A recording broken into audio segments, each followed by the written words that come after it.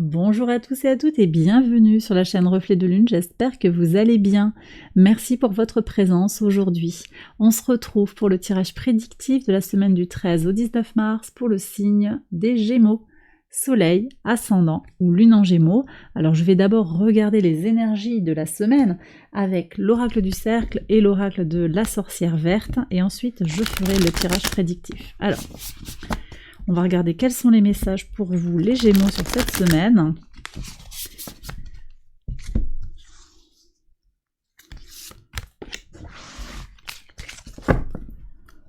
Et l'oracle de la sorcière verte.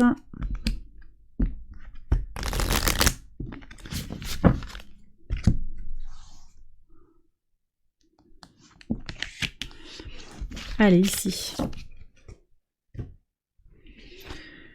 Harmonie, ok, et rituel. Ok, intéressant ça.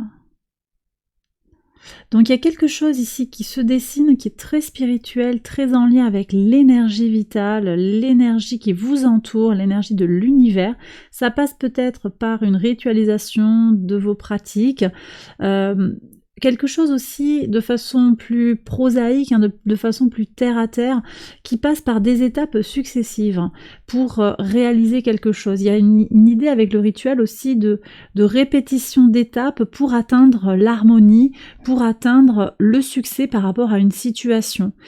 Cette notion d'harmonie avec le yin-yang, c'est aussi la complétude, la fortification de votre temple intérieur, hein. On est sur les énergies de Saturne qui a transité dans le signe des poissons. On a quelque chose comme ça qui vient nous parler de votre unicité et du fait que vous vous retrouvez dans votre centre. On va voir ce que nous dit le tirage prédictif, j'accélère la vidéo et je vous retrouve après.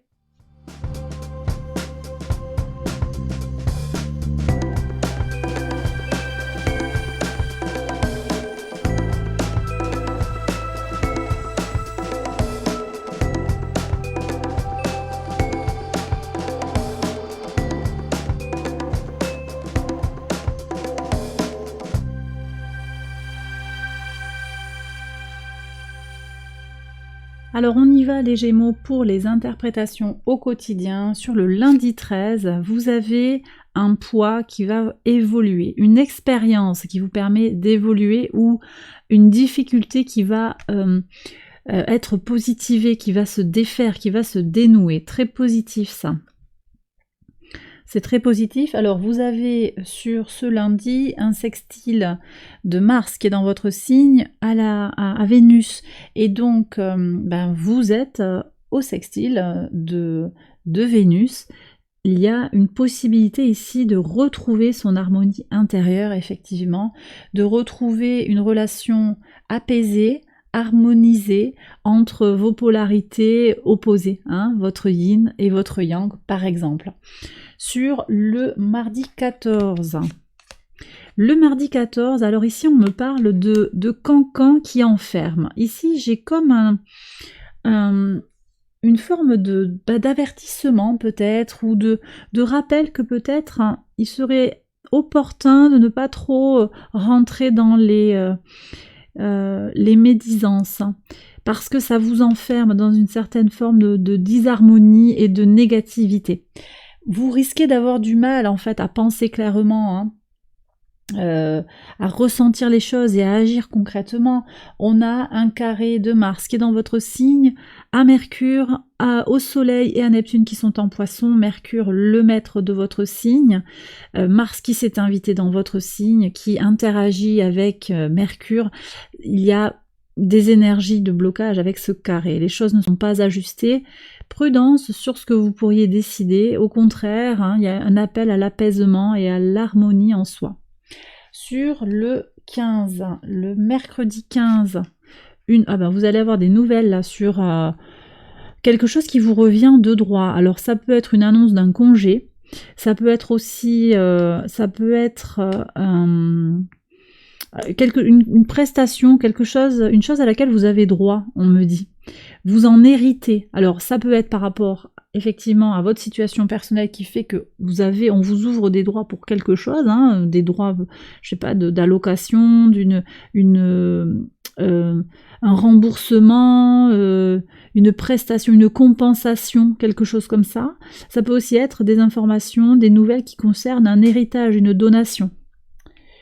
Alors, sur le jeudi 16, ici on me parle de paroles qui permet de s'élever, qui permet d'apprendre de la connaissance. Alors vous êtes peut-être dans un groupe de paroles, un groupe qui vous permet d'apprendre des choses, hein, sur le plan, alors ici moi je reçois des choses sur le plan spirituel, des connaissances sur le plan spirituel, mais pas seulement, il y a aussi des connaissances pratiques, un groupe qui permet de s'élever, d'accord, une association également, un rassemblement, et vous voyez il y a ce contraste entre la parole qui enferme et la parole qui élève.